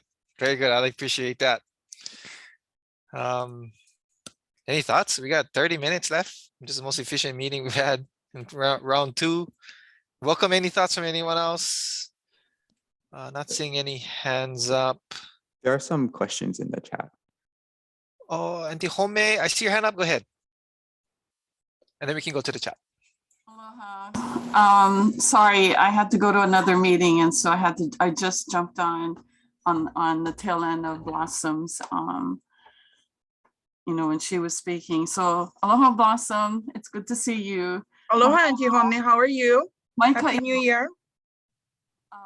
And so I think because we have been around for 20 plus years, we might have a different understanding than some of our newer families who are just joining us and beginning the process of learning.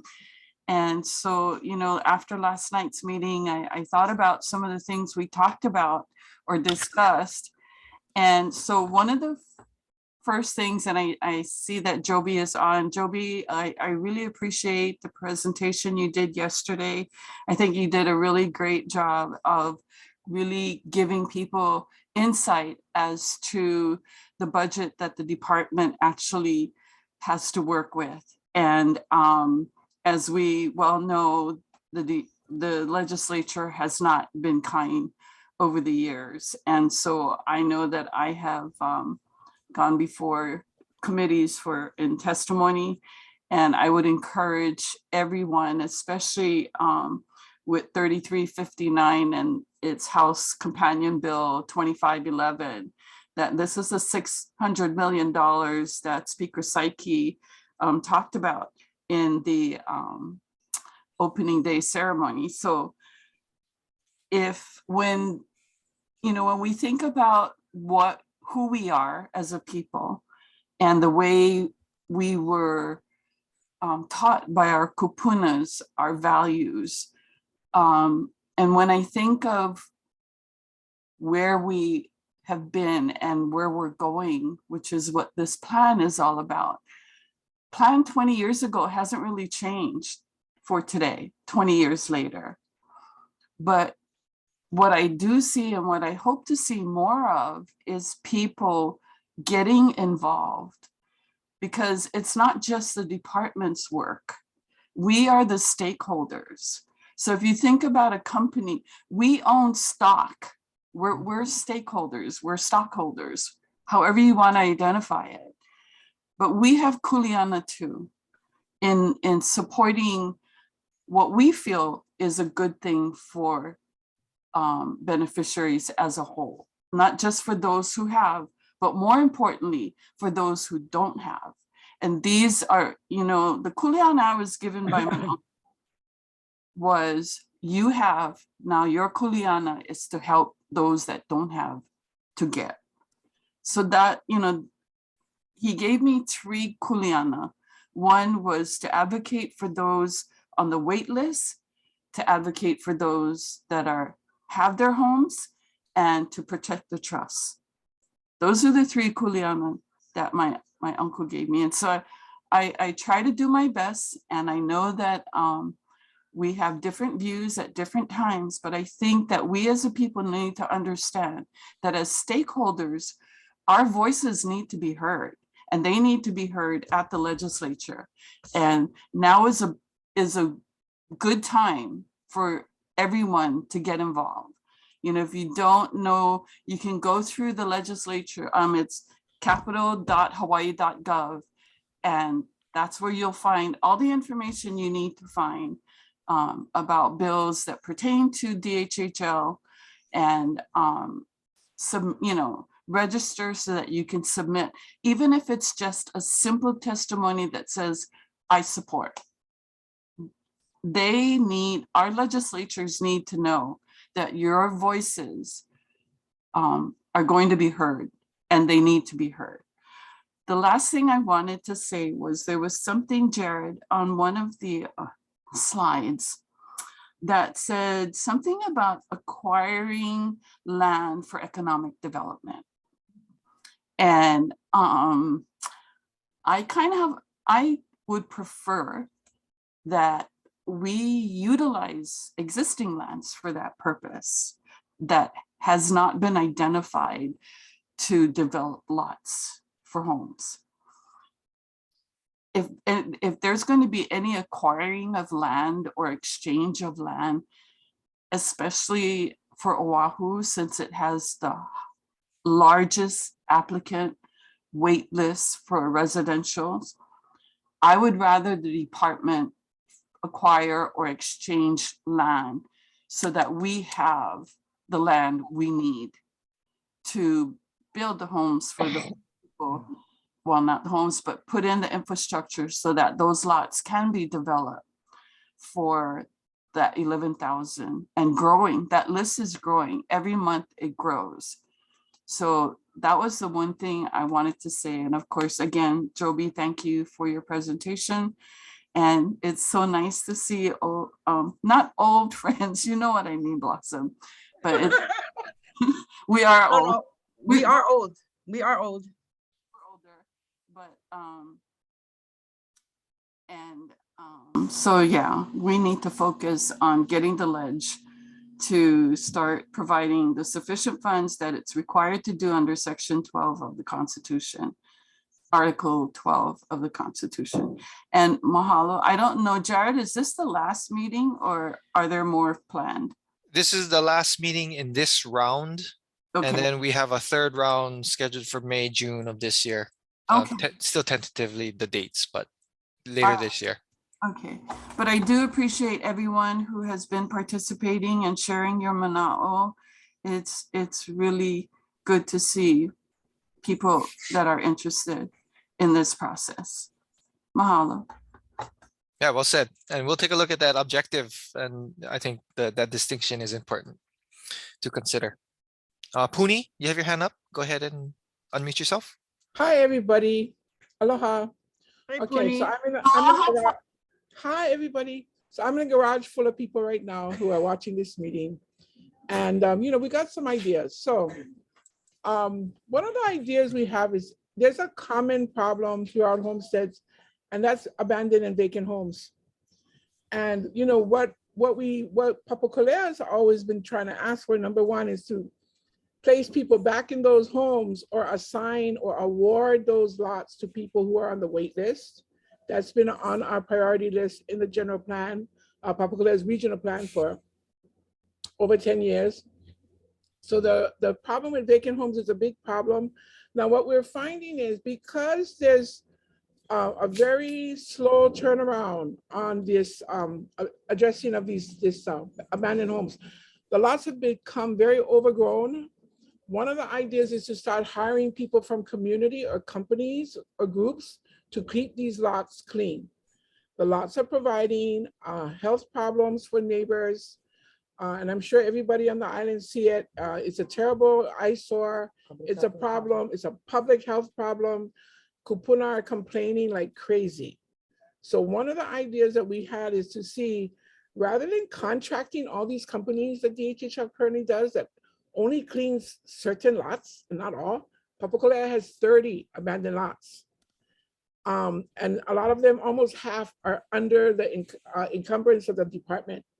So that's one way to generate funds. Another idea Papakolea has is to start looking at creating care homes in every homestead. We have kupuna who, we don't want to send them outside of their home. They're being in Waimanalo. They want to be home in Papakolea.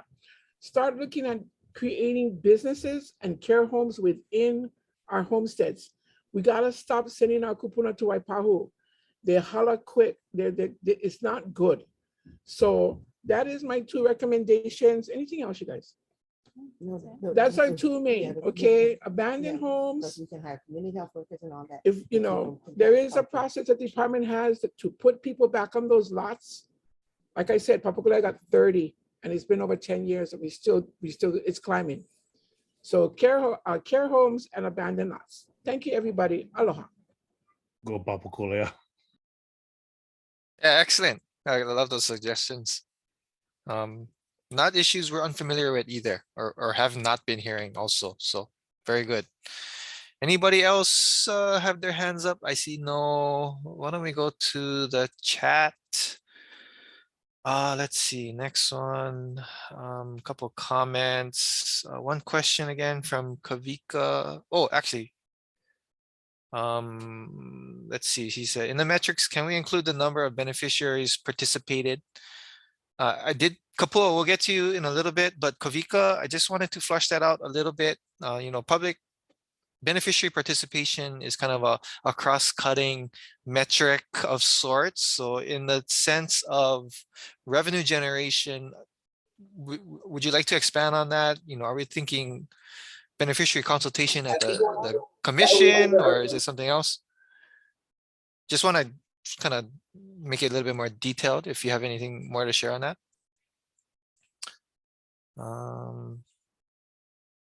Let you mull that over. Okay, Kapua, let's go to you. You can go ahead and unmute yourself. Aloha, Kapua from Waianae. So I was thinking, how's about hiring enforcement within the community? Because those in the community see what happens, and not for them to necessarily get directly involved, but to have them be more active than what we are now, to give them some teeth to doing what they do on that daily basis. And this would also include traffic, because we have a lot of idiots that want to spin their wheels on the new roads.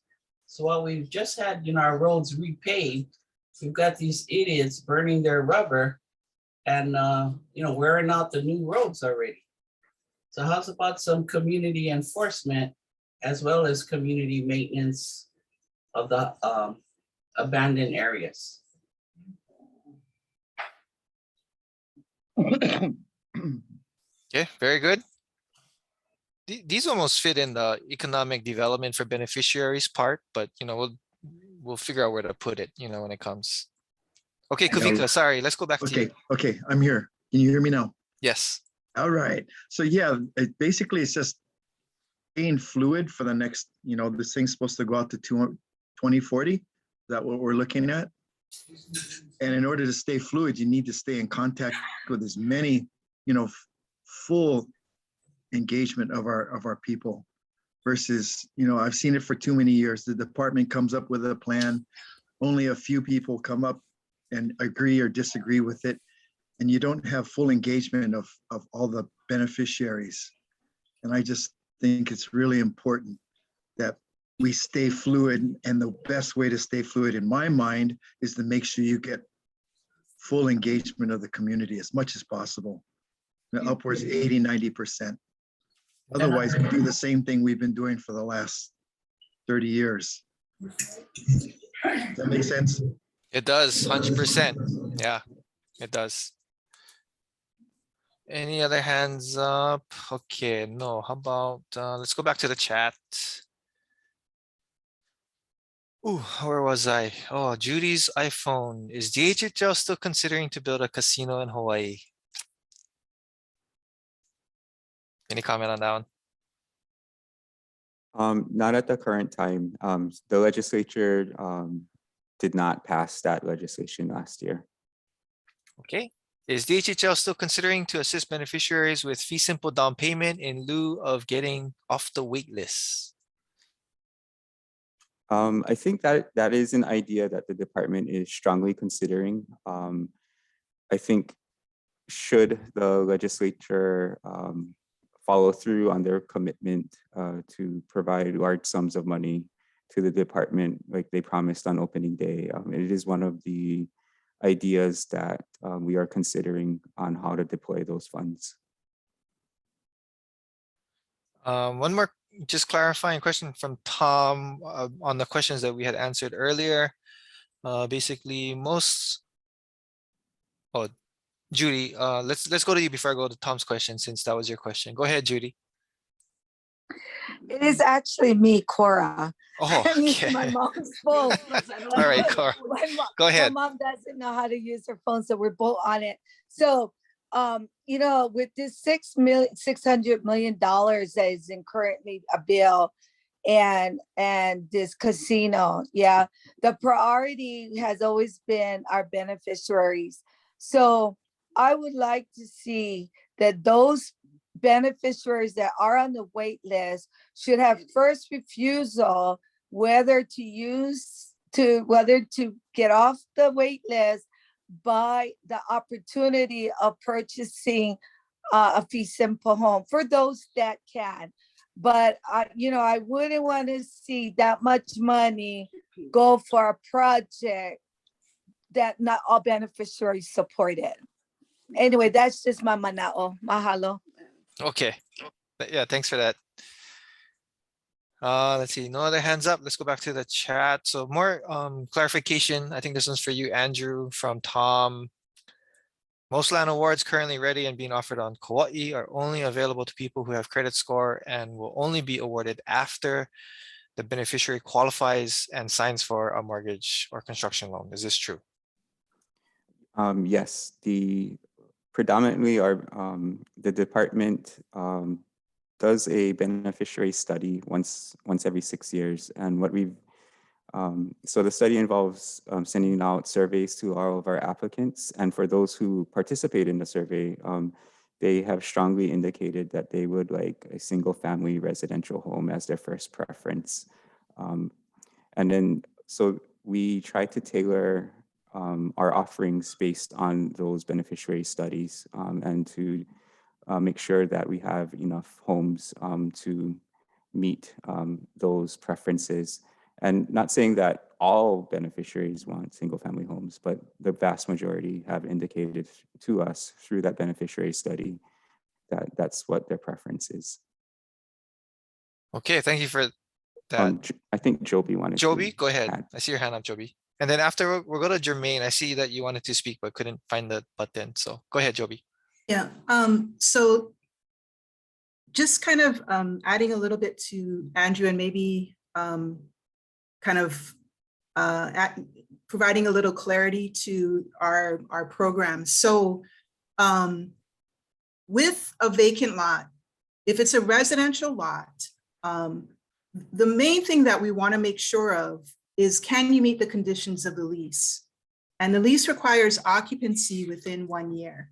Now, for some people, they may have the ability to, there may be a home that they have and that maybe an auntie wants to donate to them. They may have the skills to build their own. But that's the main consideration when we're dealing with a residential vacant lot now is, can the individual meet the terms and conditions of the lease? So we actually revised the way that we were doing our awards to allow for an individual to basically reserve a lot through a lot selection agreement when they go to select. But when that converts to a lease, that's when we want to make sure that you have a plan.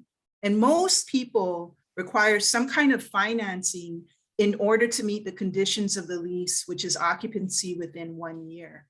Now, when you talk about the other types of product, because that was a main criticism of the department, was turnkey single family home, even though that's what our surveys showed, didn't meet everybody in every circumstance. So when you go to upcountry Maui, for example, you have a lot of people that can build their own homes and have that skill set, could build it for cheaper than what we could build it for. When you go to Molokai, it's different. And Andrew described a product, an offering that we've wanted to do more of, which is the Kuleana homestead lot. What's important is you look at what the conditions of the lease actually say. So subsistence ag, for example, that just requires that you utilize the lot, that you make sure that you utilize the lot. So utilization could be residency, or it could be part-time residency and part-time farming. Those definitions we're still trying to clarify with this new product offering. It doesn't necessarily require that you go and get a mortgage or get financing if you can meet those terms and conditions through just resources that you have yourself. So I did want to just just make sure that, just to lend a little bit of just a little bit maybe more detail to that question, because I know that this can be a sensitive topic for some members of our beneficiary community. Okay, great. Like I said, Jermaine, hope you're still on. You can go ahead, unmute yourself. Aloha. Hi, yeah, we hear you. Can you? Okay, great. Thank you. Oh, gosh, I mahalo everybody for sharing. Blah, a lot of good points that she brought up, and really appreciate, everybody's on it. Coming from an X generation, I'm still in some history. So I'm really interested as, a mom that takes care of the generation here on Maui. And while I kind of echo concerns about, economic development and putting ourselves in a tricky situation with legislation, like such issues, including security. And I think one of the things that we could probably look at in terms of economic development and self-sufficiency, that our food security is really the supply is really messed for Hawaii, is maybe missing some price on that. I mean, we're 2-3 out, and it happens like our island is up in food. That might be thing to consider. And Jermaine, then, hi. I'm can you hear sorry, but me? your audio is coming in and out. I'm getting maybe like 25% of the words that you're saying. Oh, it can you hear now? That was a little 1, better. 2. Yeah, but Oh, okay. before it wasn't coming in very clear. So try again. Let's see if it works. Oh, great. Well, I just wanted to thank everybody for the whole their shot. Great was thanks. Awesome, because she brought up a lot of great points and things. While you're concerned about the development aspect and put ourselves in a situation, legislation, from the generation, I'm assuming it takes care of generations, and certainly about to come future people, for behind me. Can you hear now? Jermaine, yeah, sorry, no, it's still really not coming in very good. Hopefully, no. yeah, it's hard to understand. Not because of you, because of it's the audio, the technical issue. So hopefully you can put that in the chat and we'll capture that for the meeting, or you can get it into the website. I'm sorry. Okay. Yeah, sorry about that. Okay. Mapuana, you have your hand up. Go ahead. Aloha. Okay, we did have a community meeting maybe about a month or so ago, and we're looking for clarity on how the county ordinances and laws interact with the HHL I guess requirements. And it's not clear. I mean, I think there needs to be someplace where there's a general consensus of how the process moves for applicants or beneficiaries, and then broken down by islands perhaps, because I know every island is unique. But I think the clarity in, we were looking at something being proposed right out of the community, and then how that interacts with the county laws, and then how it impacts the HHL. And so Hawaiian Homes, in order to get a loan or some kind of financial assistance, we had to look at how they had broken down the high water mark for building on our lands. And this is in Keaukaha.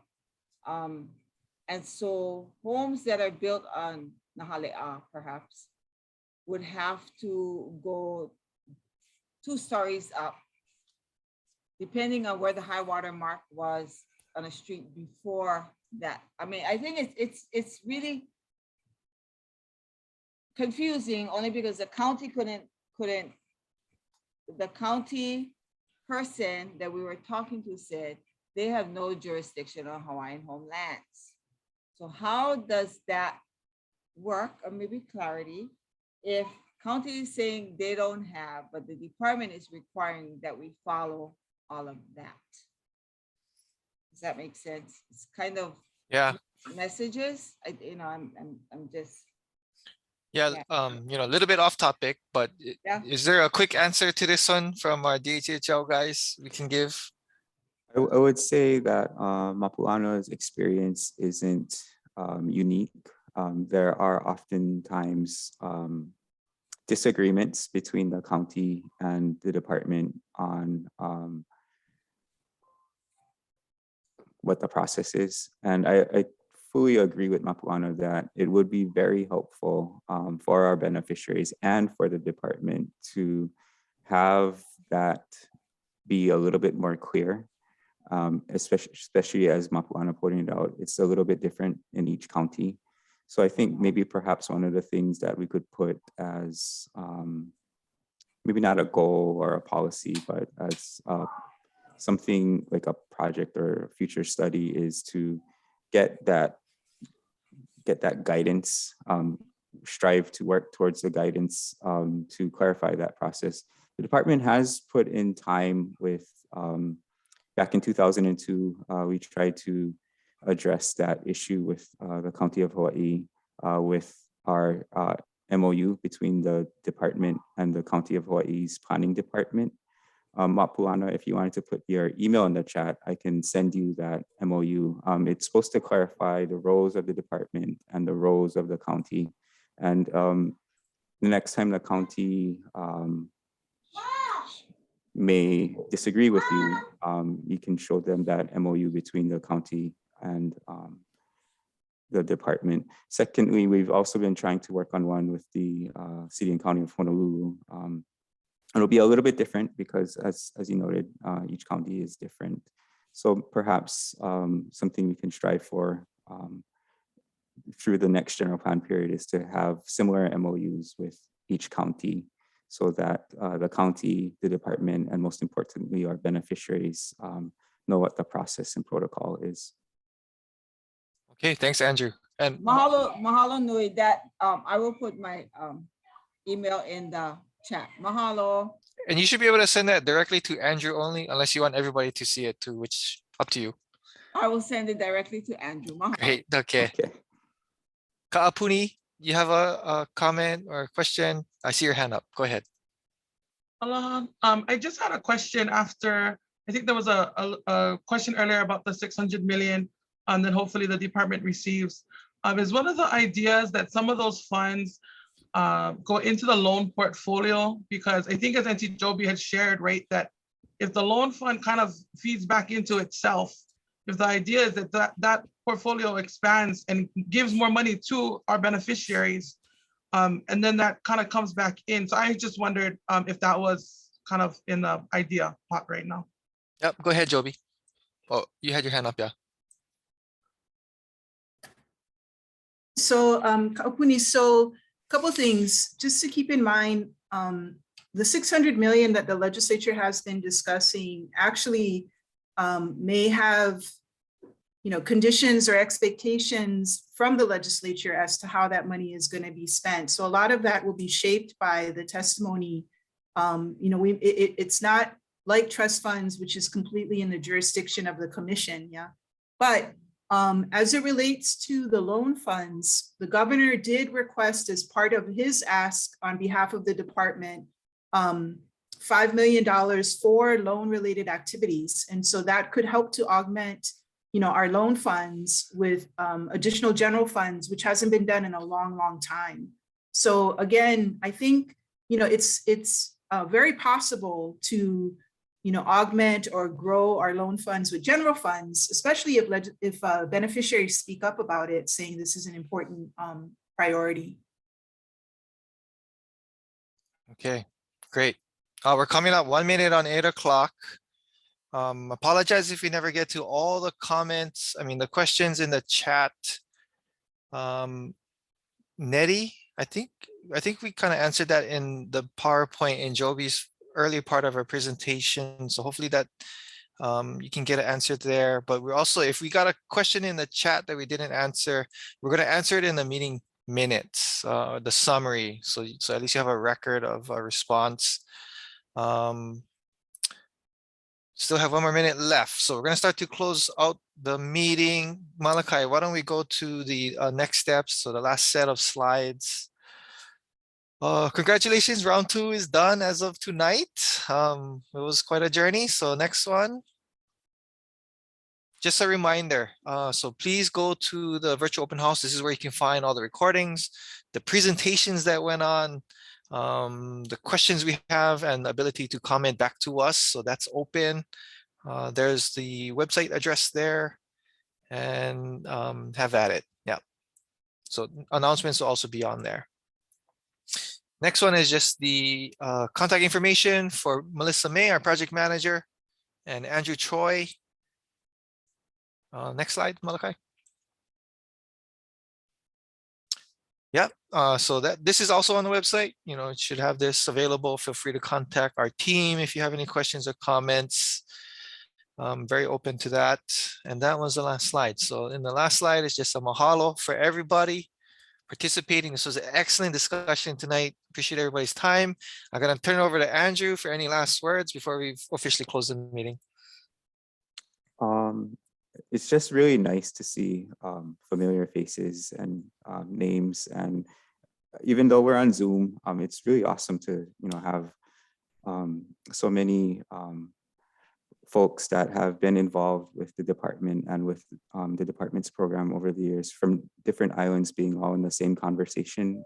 I think it really helps to drive statewide policy. So although we're in Zoom, it did provide us with an opportunity to have a statewide conversation on this statewide policy document for the department. So I just wanted to mahalo everyone for their time. I know you folks all live busy lives and have many responsibilities. So thank you for sharing some of that time with us tonight. Okay, be safe and good night, everybody. Have a good weekend. No, take care. Right.